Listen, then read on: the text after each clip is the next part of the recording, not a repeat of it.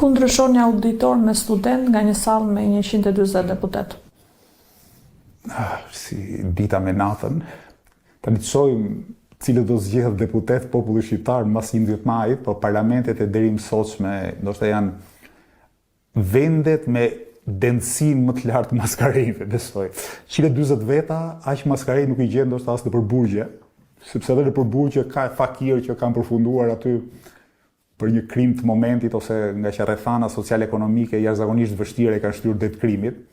ndërkohë që parlamentet shqiptare deri më sot janë vërtet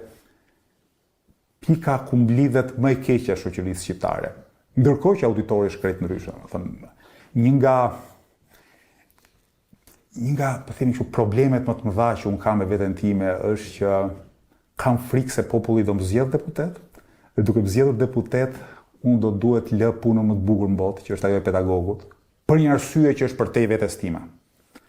që është kontributi që vendi ynë të bëhet shumë më i mirë nga ç'është kuptimi i organizimit shtetëror edhe të strukturës marrëdhënieve sociale-ekonomike. Para më nëse unë do ta shihja botën ngushtë nga pikpamja e kënaqësisë personale e vetë përmbushjes, ju siguroj që 1000 raste të kisha për të zgjedhur, dhe në 1000 raste do zgjidhja të isha pedagog përpara se deputet.